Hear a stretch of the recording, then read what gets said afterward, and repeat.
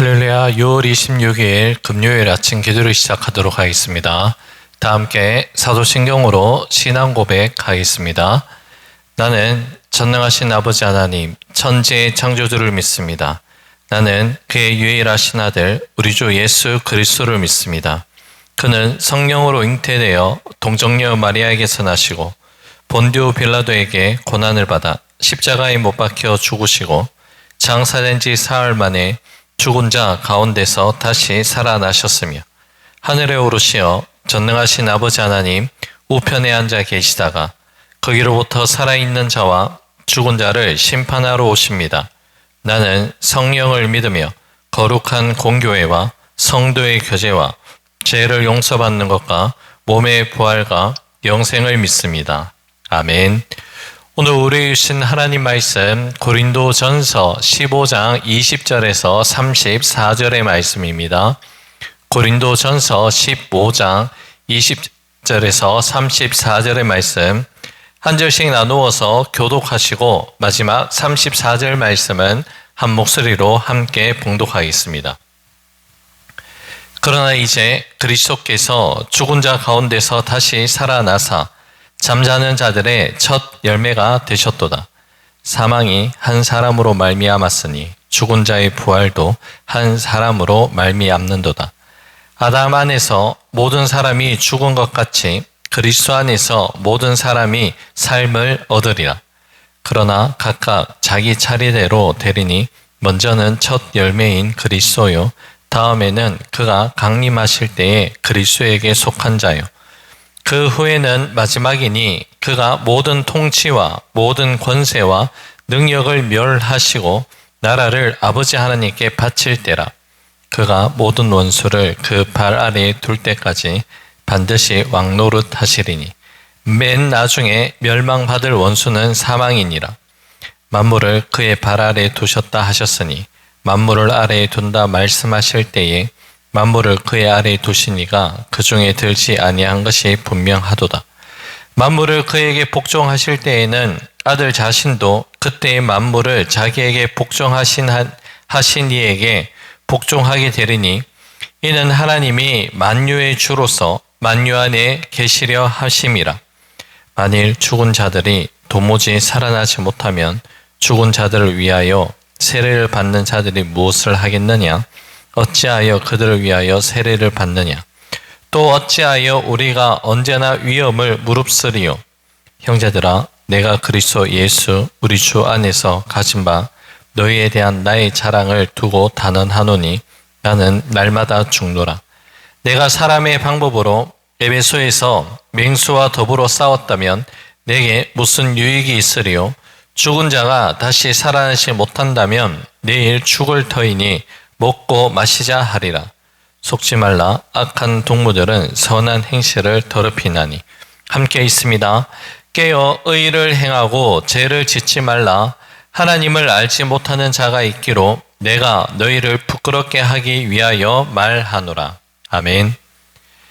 아담과 하와의 범죄 이후에 인류의 역사는 예외 없이 죽음의 권세 아래 놓여 있었고 흙일 쏘았으니 흙으로 돌아가는 것이 인간에게 정해진 하나의 운명과도 같았습니다. 이러한 죽음이라는 태생적 한계를 가지고 살아갈 수밖에 없는 인생들을 향해 사도 바울은 놀라운 선언을 합니다. 본문 20절입니다. 그러나 이제 그리스도께서 죽은 자 가운데서 다시 살아나사 잠자는 자들의 첫 열매가 되셨도다. 아멘. 예수 그리스도의 부활하심은 인류의 역사에 개입하신 하나님의 거대한 전환점이 되는 사실입니다. 농부가 추수 때 가장 먼저 익은 열매를 거두며 그 뒤에 이어질 풍성한 수확을 확신하듯이 예수님의 부활은 우리 모두에게 다가올 영광스러운 부활의 가장 확실한 보증이 되는 사건입니다.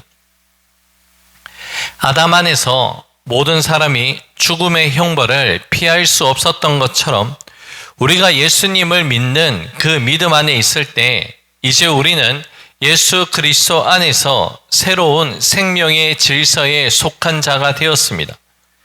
예수님께서는 단순히 죽음을 피하신 분이 아니라 부활의 능력으로 죄와 사망의 권세에 죽음을 멸하신 분입니다. 여러분, 이것이 우리가 믿는 바로 믿음의 핵심입니다. 우린 이제 죽음을 향해 달려가는 존재가 아닙니다. 죄와 사망의 권세 아래에 놓여져 비참한 운명을 받아들이는 그러한 존재가 아니라는 것이죠. 죽음 너머에 있는 영광스러운 부활을 향해 나아가는 존재가 저와 여러분 바로 예수 그리스도 안에 있는 성도의 믿음의 정체성입니다. 그러하기에 성도의 죽음은 더 이상 인생의 끝으로 매듭짓는 것이 아니라 성도의 죽음은 영원한 생명으로 나가는 하나의 문이 되고 맙니다. 본문 21절의 말씀처럼 사망이 한 사람으로 말미암았다면 죽은 자의 부활도 한 사람, 그러니까 예수 그리스도로 말미암아 우리에게 주신 하나님의 놀라운 능력이며 은혜의 선물입니다. 예수님의 부활은 우리들에게 새로운 소망을 주며 우리가 당하는 고난과 눈물이 결코 주 안에서 헛되지 않음을 증명하는 가장 강력한 믿음의 증거가 되는 것입니다.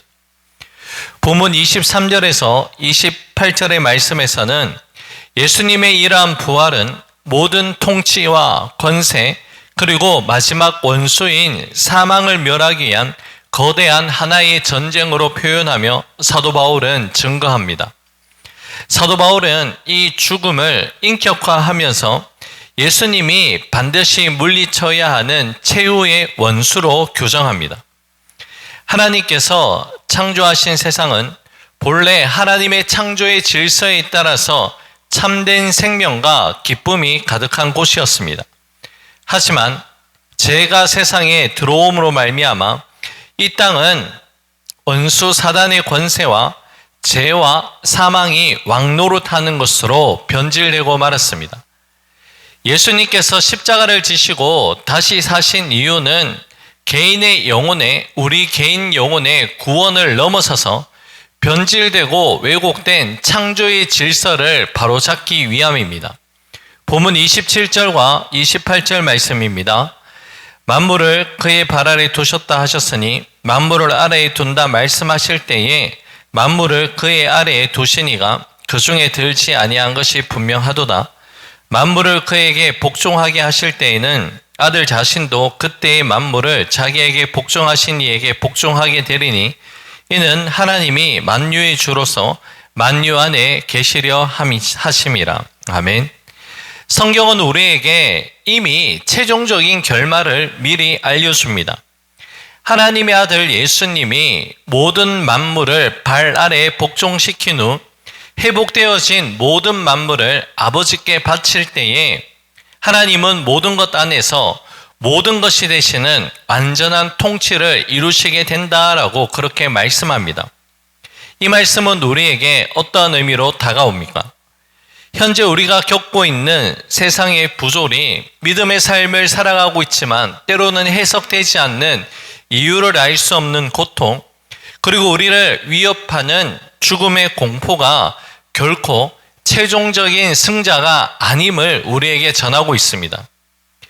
예수님의 부활을 믿는 우리는 궁극적으로 이 모든 것을 회복하실 주님의 때를 믿음으로 바라보고 인내해야 된다는 것을 또한 전합니다. 우리는 보이지 않고 느껴지지 않아도 지금도 우리 역사 뒤편에서 일을 하고 계시는 하나님의 손길을 신뢰하며 흔들리지 않는 평안을 누리며 살아가게 됩니다. 여러분, 하나님은 모든 것을 새롭게 하시는 분이십니다. 모든 것을 새롭게 하는 그 시작점이 어디인가? 바로 예수 그리스도의 부활하심으로부터 시작이 되는 줄로 믿습니다. 자, 그렇다면 이 부활의 소망을 품고 살아가는 우리들은 오늘 어떻게 살아가야 하는가? 그 가르침을 사도 바울은 계속해서 이어갑니다. 부활을 소망하고 살아가는 모습은 삶의 현장에서 증명되어야 하는 실천적 가치임을 사도 바울이 전하고 있습니다. 본문 31절과 32절입니다. 형제들아, 내가 그리스도 예수 우리 주 안에서 가진 바 너희에 대한 나의 자랑을 두고 단언하노니 나는 날마다 죽노라. 내가 사람의 방법으로 에베소에서 맹수와 더불어 싸웠다면 내게 무슨 유익이 있으리요? 죽은 자가 다시 살아나지 못한다면 내일 죽을 터이니 먹고 마시자 하리라. 아멘. 사도 바울은 나는 날마다 죽노라 치열한 믿음의 고백을 하고 있습니다. 사도 바울이 고백한 이 죽음은 복음을 전하기 위해 에베소에서 맹수와 싸우는 것 같은 실제적인 죽음의 위협과 고난을 상징하는 그러한 표현입니다. 그는 만약 죽음이 모든 것이 끝이라면 고난을 감수하며 좁고 험한 길을 걷는 자신의 삶은 어리석은 낭비에 불과하다, 그렇게 이야기를 합니다. 실제로 부활이 없다면 세상의 유혹처럼 내가 내일 죽을 것이니 마음껏 즐기자, 쾌락주의적인 삶이 훨씬 더 합리적인 삶의 모습일 것입니다. 그러나 사도 바울에게는 부활에 대한 확고한 믿음이 있었습니다. 이 부활 신앙은 현재를 살아가고 있는 자신의 삶의 태도에서 완전히 다르게 규정된다는 것을, 자신의 삶의 태도를 완전히 바꾸게 된다는 것을 전하고 있습니다. 여러분, 우리의 삶도 마찬가지입니다. 부활이 있기에 세상의 안락함을 뒤로하고 오늘을 기꺼이 희생할 수 있으며 복음을 위한 위험을 두려움 없이 우리는 감수하며 살아갈 수 있습니다.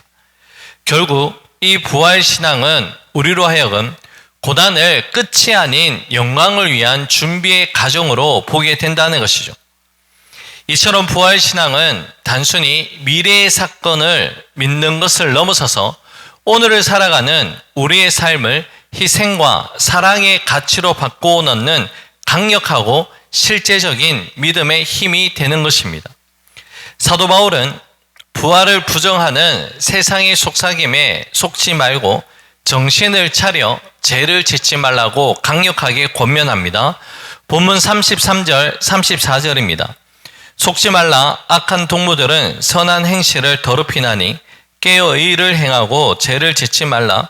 하나님을 알지 못하는 자가 있기로 내가 너희를 부끄럽게 하기 위하여 말하노라. 아멘. 사람들의 마음 속에는 믿음의 삶을 살아간다 하더라도 때로는 두 가지 극단적인 태도를 가지고 있음을 우리는 발견하게 됩니다. 이미 구원을 받았으니 어떻게 살아도 상관없다라는 구원에 대한 잘못된 해석과 반대로 부활은 먼 훗날의 일이니 오늘을 적당히 타협하며 살아가자라는 잘못된 기대감, 그러니까 잘못된 안일함의 태도가 우리 마음 가운데 자리할 때가 있습니다. 그러나 사도 바울은 악한 동무들이 선한 행실을 타락시킨다라는 경고를 통해 우리의 가치관을 새롭게 해야 된다, 분명하게 해야 된다라고 전하고 있습니다. 여러분, 세상이 가져다 주는 달콤한 유혹과 우리 안에 자리하고 있는 안일한 태도를 이길 수 있는 힘은 바로 부활신앙에 대한 믿음 가운데 있음을 잊지 말아야 됩니다. 우리 안에 이 부활신앙에 대한 이 생명력이 충만할 때 우리는 죄의 유혹을 물리칠 수 있는 그 힘을 얻게 됩니다. 하나님의 나라는 말이 아니라 능력에 있습니다. 부활의 믿음이 우리 영 가운데 충만할 때 우리의 언어와 행동 그리고 삶의 방식은 거룩하게 변화됩니다. 믿음의 거룩함은 억지로 짜내는 노력이 아니라 내 안에 살아계신 부활하신 우리 주님께서 공급하시는 그 생명력이 흘러 넘치게 될 때에 우리는 믿음의 거룩한 삶을 살아갈 수 있게 됩니다.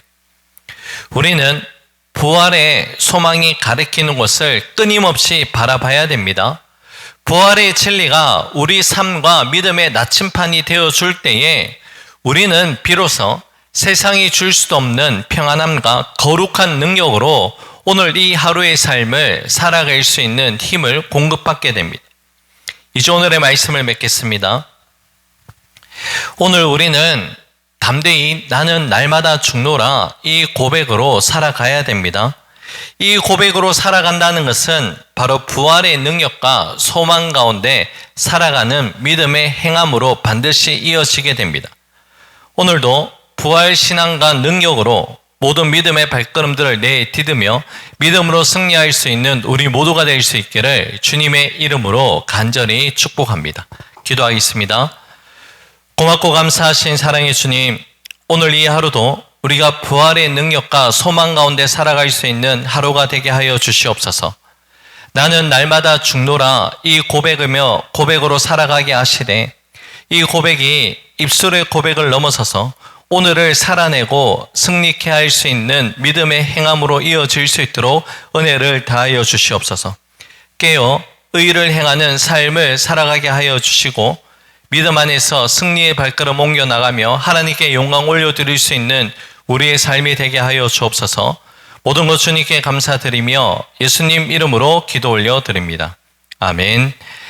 하늘에 계신 우리 아버지, 아버지의 이름을 거룩하게 하시며 아버지의 나라가 오게 하시며 아버지의 뜻이 하늘에서와 같이 땅에서도 이루어지게 하소서.